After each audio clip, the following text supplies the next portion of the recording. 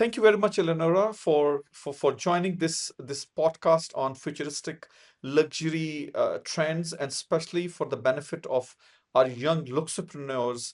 And with your kind of experience and with your kind of knowledge, I think it will be too beneficial, and too, I would say, it will be a reward for them to hear from you what's happening with this, with the futuristic luxury aspect of business.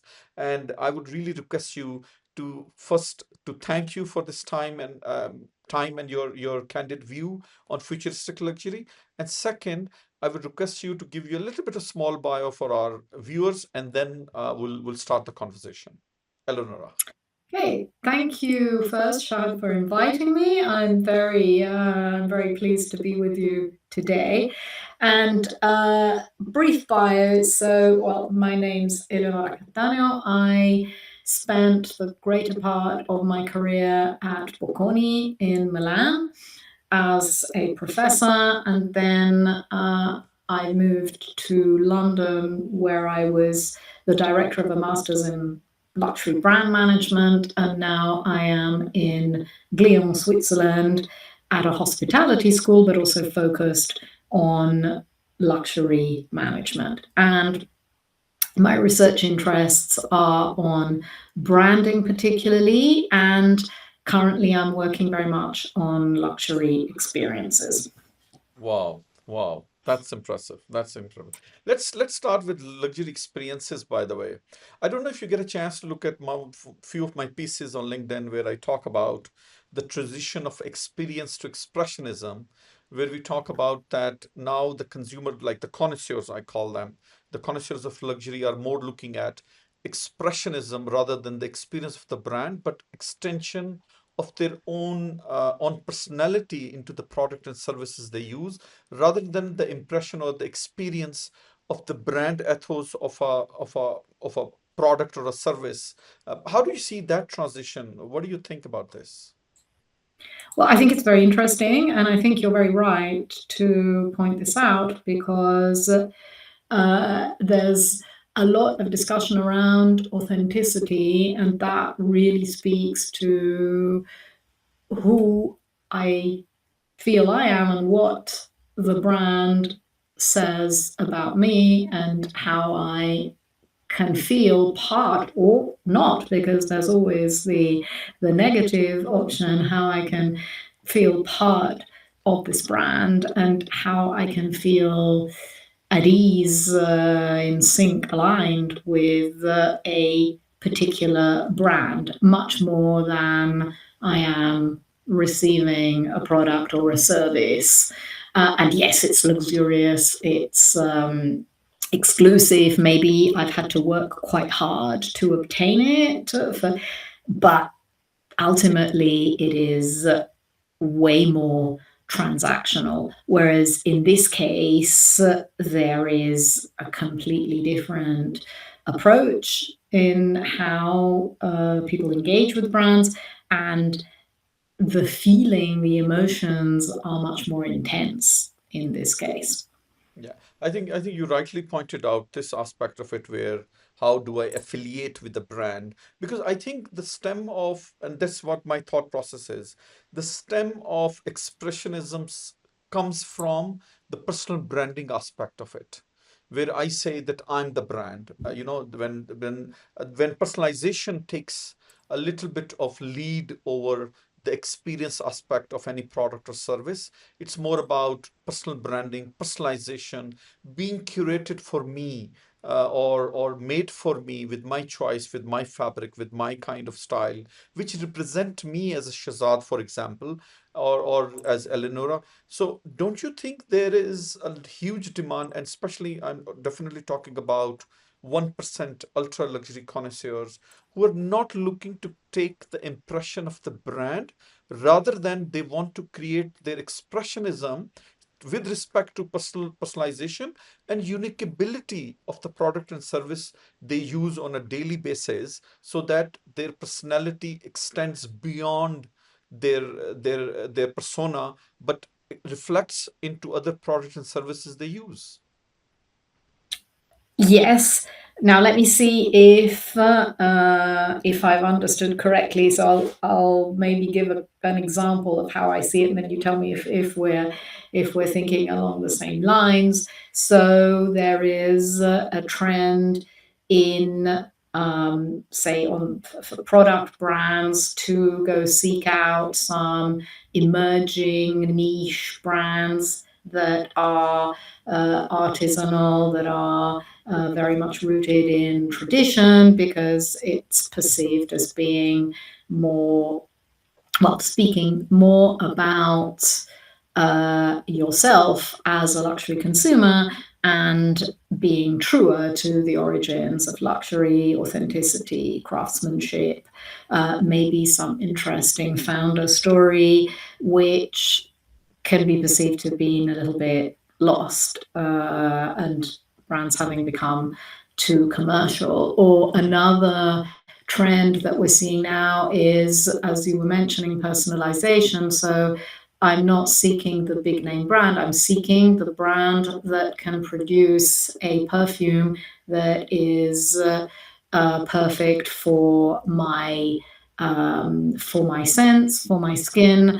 I'm seeking for a beauty product that is made for me and not for a skin type, for example. So because it ticks all the boxes of something that is really made to measure, and also that is authentic. So I'm not sure if that's what you meant, or if there's maybe something more. No, but I think no, I meant exactly. I think you understood it very well. But let me take you a little bit more into it, because I think, and I want to sense from you as well, because you have a amazing eye and experience of what's happening within the luxury domain on a global level, especially at the top 1% aspect of connoisseurs, where there is a degree of uniqueability, there is a degree of rarity, and there is a degree of the extension of personal expression to product and services. Like, for example, how I brand my yacht, for example, because I need that specific kind of leather. I need specific kind of that kind of a convenience. I need specific kind of that luxury within that, with my taste and my name. So then because it's more bespoke, it's more made to measure. Yes, well, yeah, I would agree. That's exactly what reflects this trend towards it's expressing something rather than being. I'm leading rather than following, if that makes sense. Yeah, it does. It does. So let's go a little bit further to that part. And now let's talk about a little bit about young luxury entrepreneurs, because you have been exposed to so many young students who have graduating or who just graduated. They might be joining a luxury industry, or they might be creating their own brand. They're becoming new luxurypreneurs. So what do you think, what are kind of top three challenges you think they need to tackle in the first, I would say, between, for example, 1 to 3 year of their business within the luxury, and what they need to adhere to, because the time and the industry is not as same as it was before, like 10 years or 15 years, and it's transforming, we all know that. But I think the real challenge is that how these young luxury entrepreneurs are trying to navigate their business journey from the real core of it. What do you think about this? Some things, I'd say probably some things don't change in Mm, terms of you can have the best idea and it can test really positively every way that you test it, but then you need proof of concept. And at the end of the proof day. of concept is, is somebody actually going to buy what you're selling? And in some cases, it's easier to do. You have a limited run of a product. It's a bit more difficult if you're doing a service. I know that for restaurants, for example, you can do proof of concept with ghost kitchen or whatever. You can test your idea, but that doesn't change whatever Yeah. the market situation is. What has changed is the proliferation of luxury startups. So there are very many, and particularly in those segments that are the growth ones currently. So beauty in every variation. A little bit leather accessories, because leather accessories are showing the niche emerging brands are showing strong growth. Um, and so if those are the markets you're looking at, they are becoming very crowded. Mm. So that's changed a little bit. And um, something that you also need to look out for is that, for example, if you have China as a target market, Mm. China is now quite enamored with locally grown brands. Mm. So if being the Western luxury legacy brand was very much desired in the past, it's a little bit less true right now. And then the other thing that has stopped working as effectively as it still works, it stopped working as effectively as it used to, is that in your communication strategy, uh, the extensive use of influencers is no longer a guarantee of any success. And so what used to be, if you like, the kind of standard, okay, I have this idea, I'll test it, maybe it works, then I will get it out to the market with a lot of social media investment in different ways, but at least part of it using influencers. You have to rethink that bit Absolutely. a little bit. And then finally, to come to this actual route to market, getting the product to the final customer, you can, for some product categories, and here we're talking clearly product, not services. For some product categories, you can still be digital first, and it is still. However, there has been a return to the store. There has been, and so to imagine a startup luxury brand entirely digital driven without a physical presence in store, I would at least say proceed with care. Yeah, absolutely, absolutely. I think you touched so many amazing points I want to get back to, especially the China narrative, and then you're talking about the influencer aspect of it, and third talking about touch and feel point of it when it comes to new luxury business. I think these 3 points are so, like, I would say, conversational and so much needs lot of conversation on it. Let me touch my favorite out of these is influencer. My analogy, my thought process is, and that's what I have been telling to students and to my other industry peers as well. To my understanding, your biggest influencer is your client who swipe his card for your product. 100%. There's no other better influencer than your own client coming to you again and again, and Yeah. he or she is your best influencer. Do not spend money on other people. Do innovation, customer service, customer care to that particular connoisseur who is basically coming to you for your craftsmanship, your unique ability, and your innovative luxury product. So that's Yeah. so that's on the influencer aspect of it. Um, and you were so right when when you talk about it's not as I think the European and the Western, I would call it Western luxury brands are not as attractive as it used to be, especially with the emergence of Chinese or Asian luxury brands emerging within their region. So it's becoming a little bit challenging. And I would say it should have become a little bit challenging for Western luxury market because they have enjoyed a lot. They have enjoyed for many decades on this perspective, and they have been taking Asian money with a huge time. But now I think it's a very positive impact that now European brands are a little bit challenged with their Asian counterparts when real quality and when the real craftsmanship is coming out of Asian market, which is I think a very I see it. I see that the craftsmanship from Asian markets coming as a very positive trend and a positive, I would say, a wave of thoughtfulness across the industry on a global level for the luxury industry, because I think it's a very positive step on that.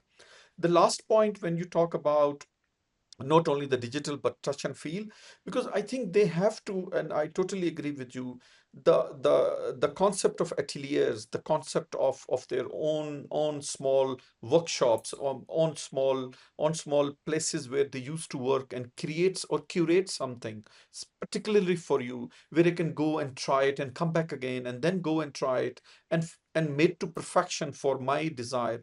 I think that's a root of futuristic luxury where craftsmanship is not compromised at any level. Hmm. I agree. I agree.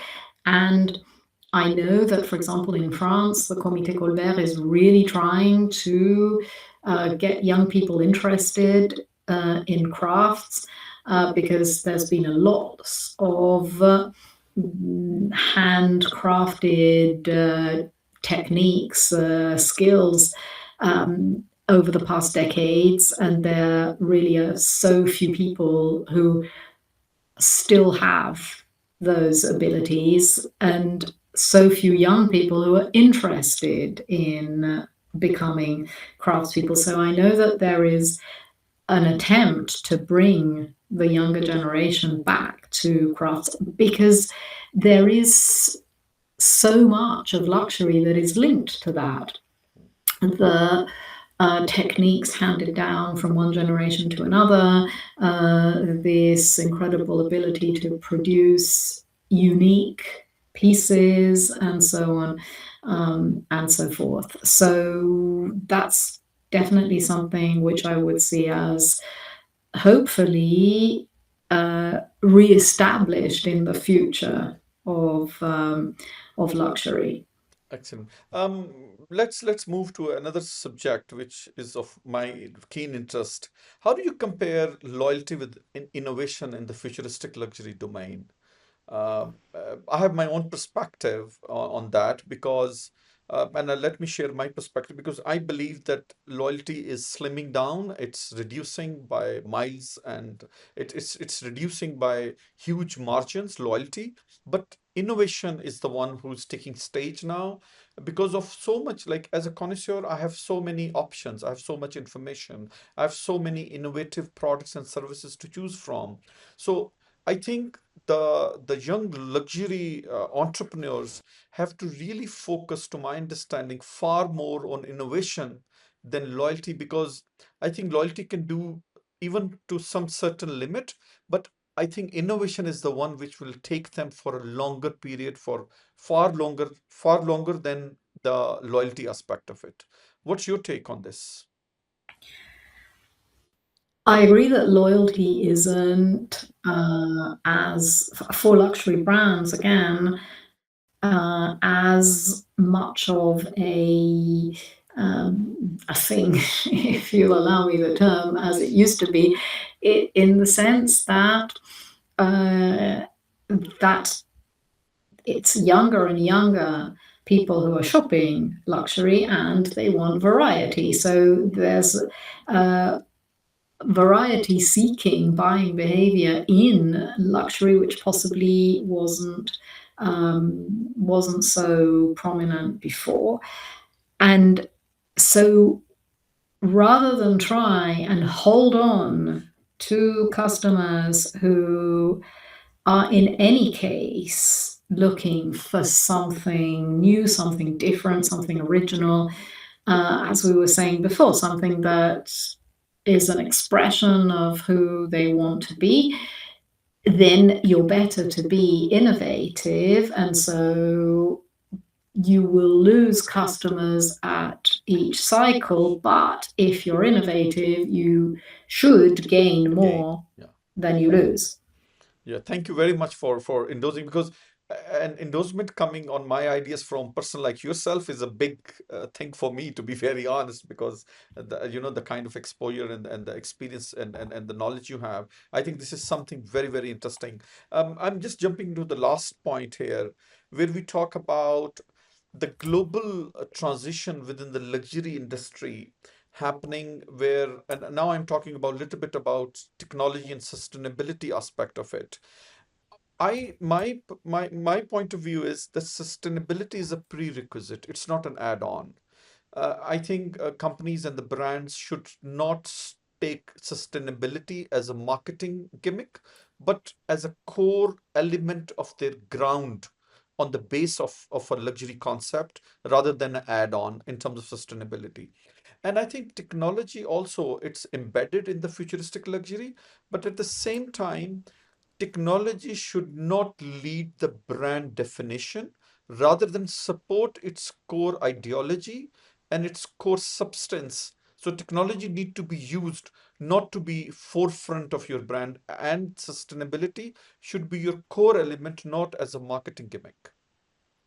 Yes, absolutely, because otherwise it's, I think today's customers are very sensitive to greenwashing, and and this is something that I always say to my students: you can't get away with anything anymore. So if you make a claim, it has to be verifiable, because somebody will verify it. So if you're being, if you're really truly being sustainable, then it all has to be verifiable.